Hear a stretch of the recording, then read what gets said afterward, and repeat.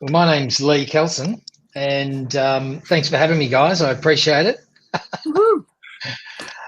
want to talk about the bullshit economy that I see that I see rising before me every day, and I see more and more bullshit every day.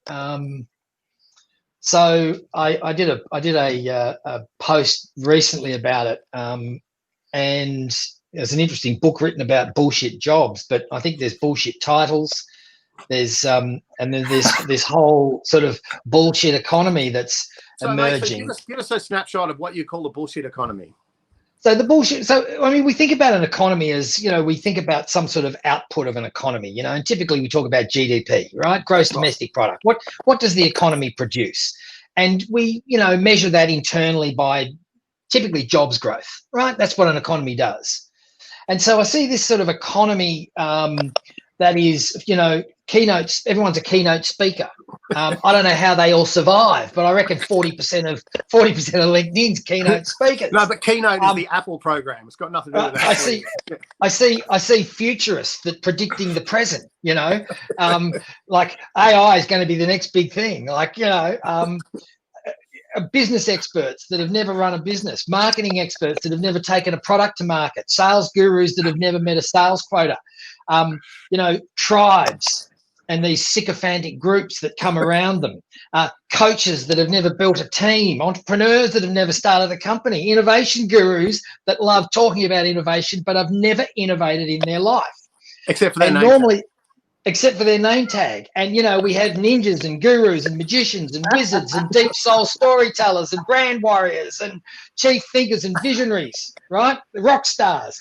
There's only one rock star I know, and I'm sitting here looking at him, right? That's Matt. So it wasn't a question. It was more of a rant. But, like, so I just see it everywhere. And I suppose I noticed it more so, you know, LinkedIn is full of it. It's just LinkedIn has become the media platform for the bullshit economy. Yeah. And I call it the bullshit economy. So I'm saying, you know, we've got people that are, you know, soothsayers. And I've got this guy that wants to engage with me on LinkedIn. He's a breathing ninja. He's going to teach me how to breathe.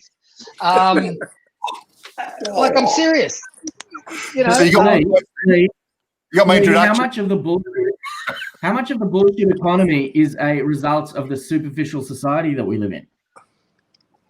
Well, I mean, you know, that's what I'm posing. That's what I'm saying. Is it real or is it perceived? I mean, how much bullshit can we take? Yeah, but I'm different being different because I got a cool name. You know, like, when was the last time you ever met someone with salesperson on their card? Because that's a bad thing. But a ninja, you can ask me all about it. You know, it's like people take these approaches to be able to be different when they're not really different. You know, it's you look at everybody that come across here, and one of the reasons why I kind of don't do a lot of social media, funnily saying all this, we're on social media pushing it out to say this, but it's about content. What are you saying that actually connects? And obviously these people connect with a tribe. They connect with people where they get 10,000, 20,000, 50,000 followers about saying this. So it works. It absolutely works for them because people are looking for something. The question, I don't know, what are they looking for? Jacoby, what do you got there? I think it's just a product of a much bigger societal problem, right? It's just a completely fucking superficial society. So everything about the world that we live in is fake. So, you know, from the backgrounds that we usually put on to the Zoom calls that we're doing through to, you know, the titles that we use and everything else. And because, to your point, Matt, because it's about how many views do you get and how many likes do you get, and because we know, as a society, we know, I mean, just look at our politics, it tells us, nobody has time to do due diligence. Nobody actually looks to see if things are true. And so if nobody else is going to call you a guru or an expert or a thought leader, but you're prepared to call yourself one of those things, the vast majority of people are never going to check if that's real or not. And so you go, oh, they're a thought leader. Shit, I better listen to them if that's the case. And so I think that's just the world that we live in. It's just completely fake. Yeah, I think it's interesting because there is a currency, there's an economy in likes. There is an economy in how much how many people are paying attention to you? So, you know, people would say to me, I had this one comment that someone said, Kanye West didn't win the election. I was laughing. I said, but he won. And they were like, what do you mean? And I go, well, he won, right? His revenue is built off his trending analysis, right, off his social graph. So by going on the world media and saying I'm running for president, he is now at every major news channel. He's trending on the social graph globally, which means his sponsorship and his endorsement value is high. So he's out there saying the most ridiculous things. And so there's a whole purpose behind that. So there is a currency in the actual likes and stuff that you get. But what happens is people think that that's the easy ticket. So they're all on Instagram doing the duck lips, or they're on LinkedIn presenting that they're the next guru, spiritual guru Zanzibar Banana Yoda, who's learned how to make, you know, yogurt out of socks, you know, whatever it is. And all these people start attracting to these like crazy new wave things. And for some reason, then they think they're an influencer, but that influence is real. It's actually got, you know, they get sponsorships, and there's this whole bullshit economy. But I think what happens is, in that search for that, it's really empty when it gets to Matt's point, the content. It's like, well, I've got the likes now. What have you got to say? Or it's like it becomes this shallow thing, and it's a really interesting dynamic. Look, all the money in the world is not going to fill the hole in your soul. All the shoes you buy, the handbags, ain't going to fill that hole in your soul.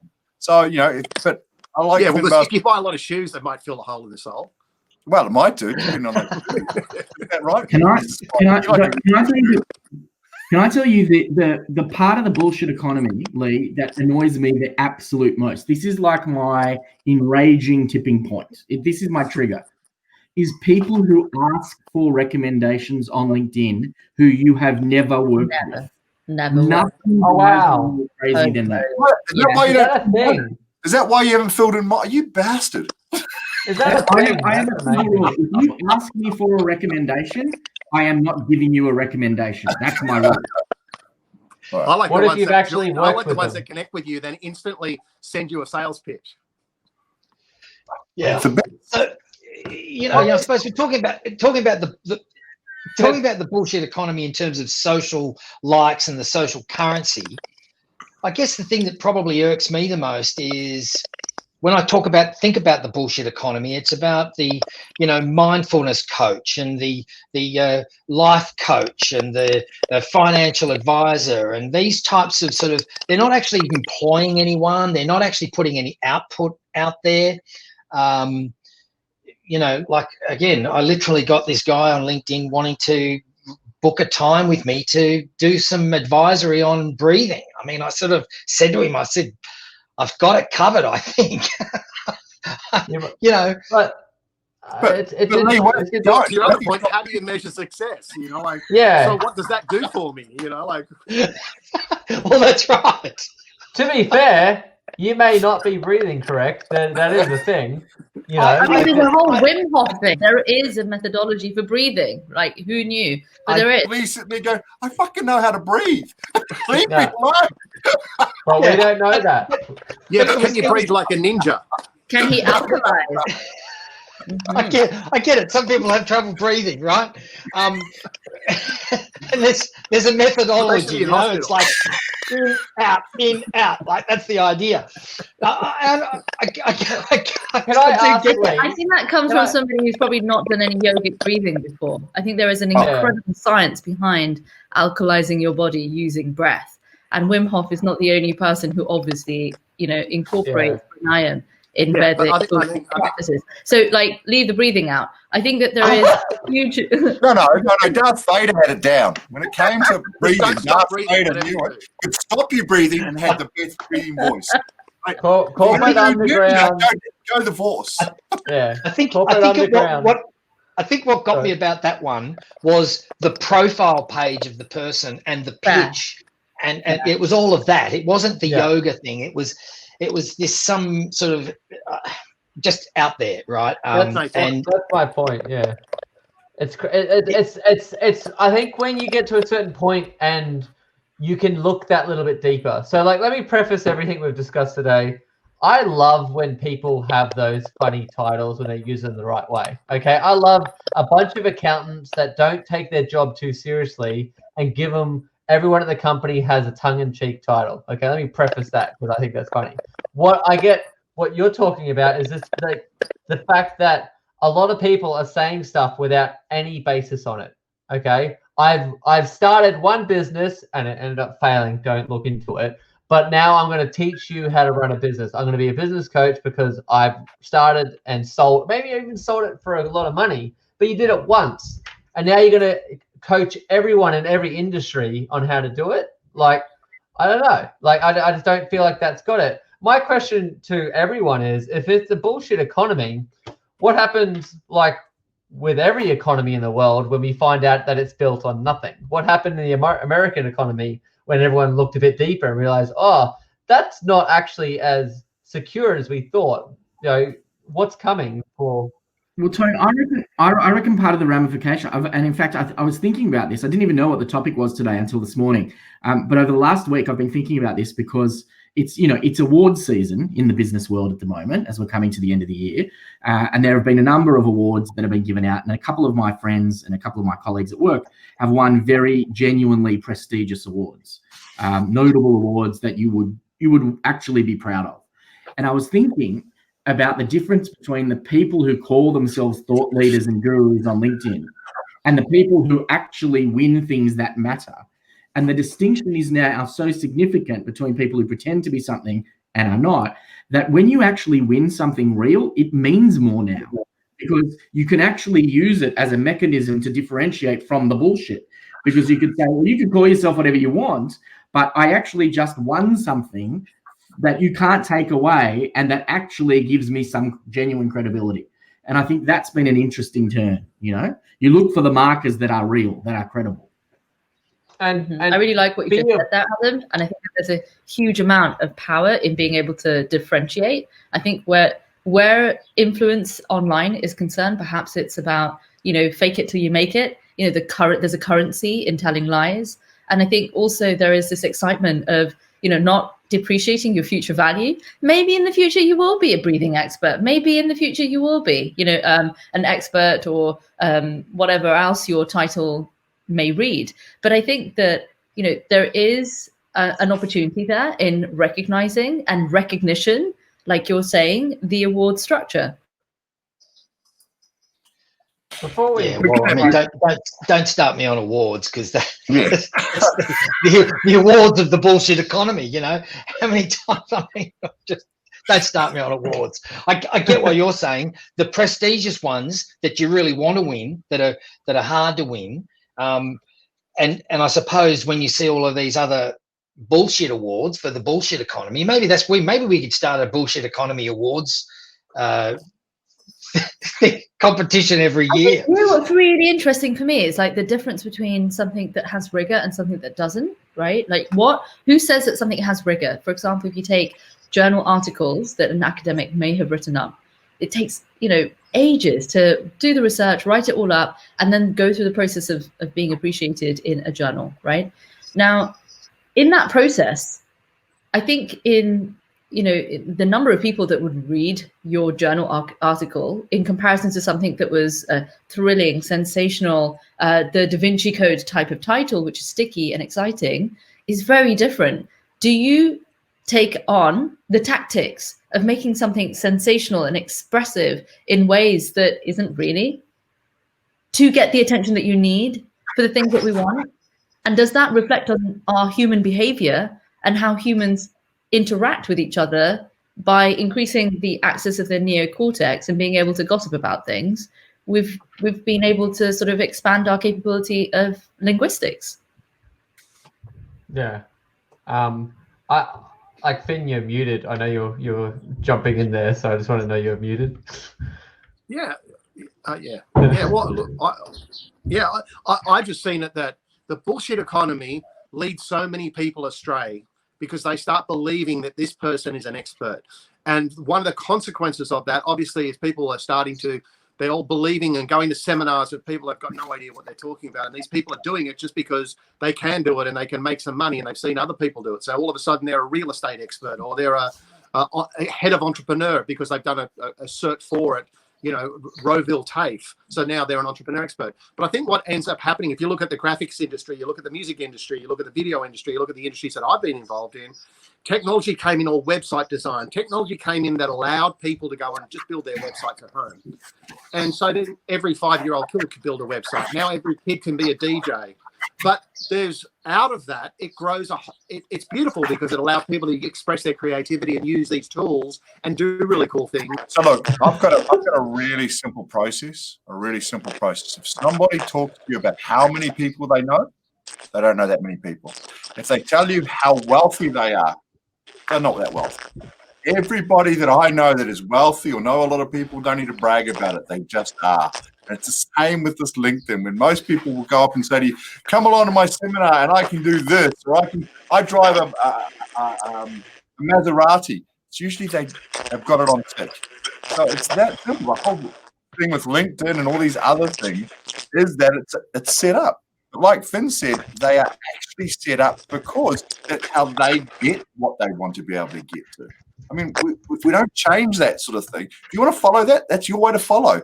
You see a lot of broken people at seminars and different things where somebody's going, you too can run a Maserati, or getting them to run up to get a bottle of champagne at the back and selling their soul.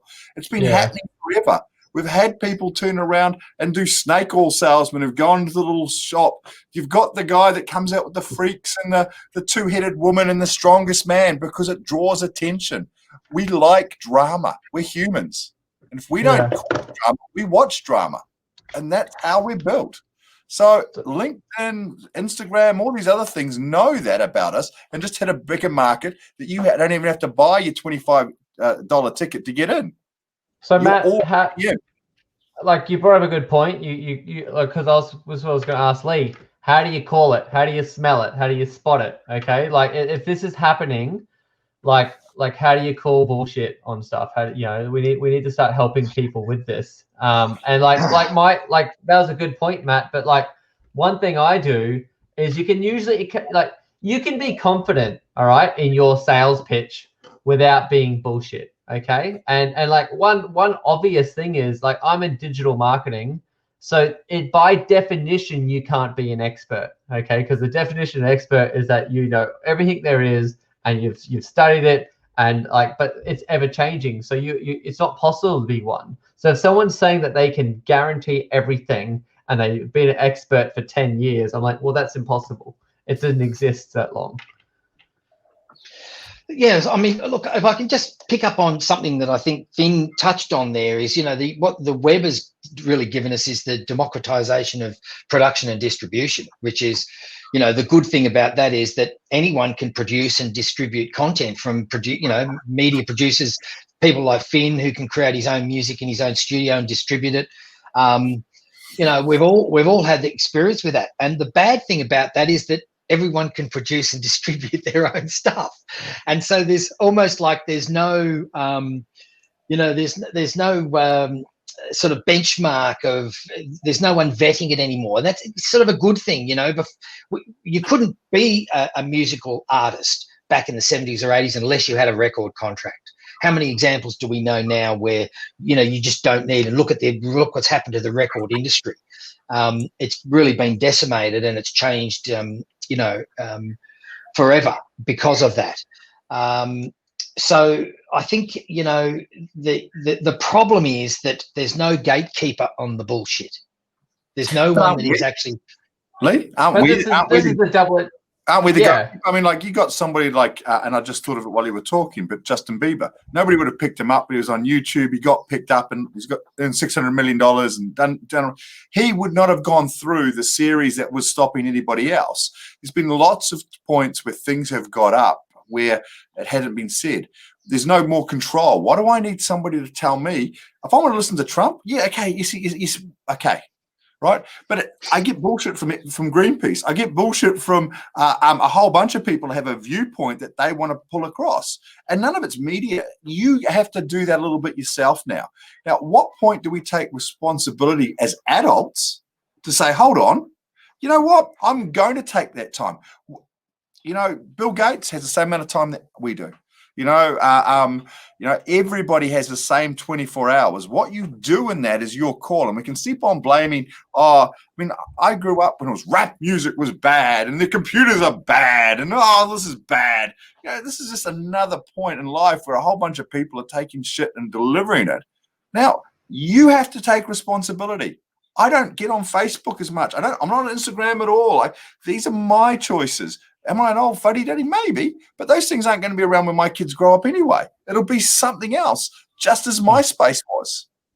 It doesn't matter. We get so worked up on that. All we've got to do is teach our kids and the next generation not to believe the bullshit. And if some adults want to do that, guess what? Their parents should have lived up a bit more and lifted the game a bit more. That's my belief. Yeah. I kind of agree with that. I don't feel like you need any you want the government to get involved in things like this is going to make things worse.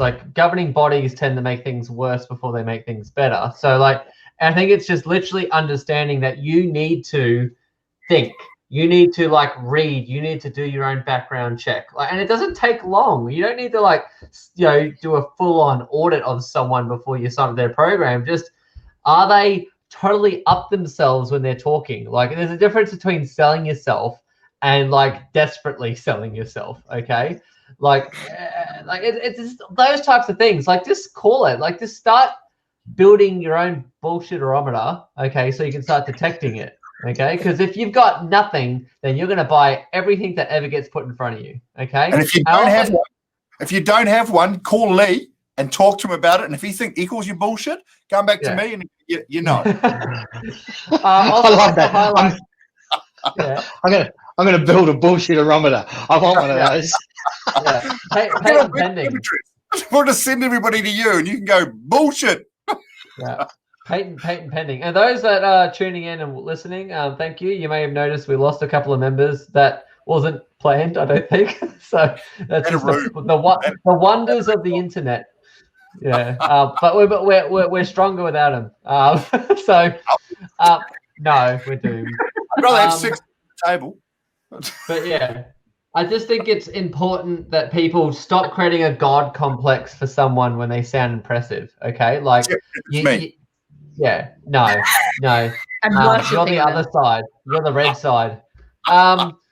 But yeah, just because someone's on stage even doesn't mean that they are going to solve all the problems in your life. And this is a problem. A coach is great. I believe in life coaches. I believe in mindset coaches. I believe in business coaches. Okay. Even if they've only done one business, if they can offer you something that you didn't have, great. But the second they start offering value, get out. You don't need to be locked into them for the rest of your life. You know what I mean? Are they going to offer value for what you're paying? And once that's done, it's done. If you need to sign up to a 15-month program, chances are that that's for a reason and not because, and that reason doesn't suit you. So, yeah, I just feel like you start detecting your own bullshit. Tia, anything? Yeah. I think I completely agree with recognizing what your own personal framework may be and appreciating that it's actually quite nice to be able to share that with people as well. So with your friends, your family, your colleagues, being able to describe whatever that framework may be and to discuss these boundaries. And I think these boundaries are very important and clear when you have, a sounding board and you can go through, but they did this but what about that? So, it's a really fascinating topic. I think I really do appreciate being able to delve into this with you and to sort of keep on testing my own, opportunity at recognizing bullshit. Yeah. Good. Yeah. Look, the thing for me really is it's just feel, if you've got the ability to listen to somebody and who's got a lot of experience, then take that. Wisdom comes in all different places. I know guys that are 25, 26 that have been doing something for 10 or 15 years. Age doesn't matter. It's how long you've been doing it, the insight you have into that, and your ability to stop your own bullshit and go, I can make mistakes. I want to make mistakes. I can learn from that. Just don't keep making the same mistake. Stop if something didn't work for you, okay, don't go back to that same person with the same question and the same problem. Change the problem, right? And learn from that. And then, of course, also go to Lee's website and just ask him, am I full of bullshit? He'll tell you. So look, it's been really interesting conversation. And you know, I suppose I've different perspective. It's really interesting. But for me, I feel the frustration I think I feel is because there are those people out there that have that amazing experience, that have that knowledge. And there's just so much noise and so much bullshit around all that, that people that are looking or searching for that have got to plow through all of that to get to the real sources of expertise and knowledge. And, you know, I read an economist, W. Brian Arthur, all the time, and I quote him all the time. But, you know, and someone introduced me to him, and I find all of his writing fascinating and amazing perspective on economics. But, you know, how do you help guide people to that and help them sort of vet out that all the noise that's out there? That's what I think my frustration comes from is, and, you know, to your point, Mr. Spicy, you know, just because they're on stage, they're not godlike. You know, people that, again, you see people on LinkedIn that are, you know, best-selling authors. They've never sold a book. You just go on Amazon and see that they're giving it away. It's been ghost written by someone else. It's been knocked out in a publishing house over a weekend. And then it's just been spiked on Amazon to get the views and everything else. So you've got to dig a bit deeper below the surface, I think, and not take everything on its face value. That's my bullshit detection system. There's always the best of something. Someone that comes from the advertising and marketing world. You know, you can find any segment of data you want to make your claims on. Best-selling book on the 25th of October in this category at 10 p.m. Like if someone's keeping abs, abs, you'll be fine.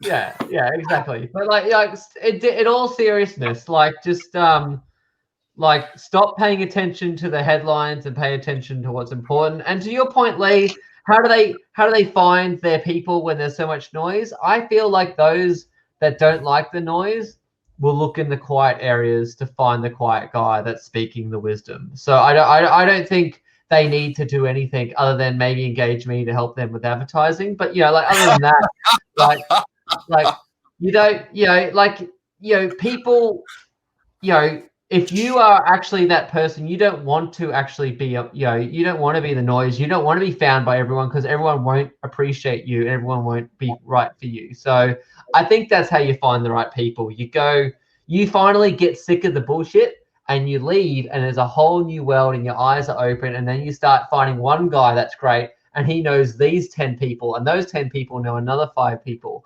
Like that's how it was. It's a snowball effect of greatness eventually. Or you can find a human transformation architect on LinkedIn. Can you send me the link to the breathing guy? Yeah. All right. Well, thank you, Lee. It's been an awesome, fun topic to have. I hope everyone listening enjoyed it. And I look forward to catching up with you after. Thanks, guys. It's been great talking with you. Thank you. See you, everyone.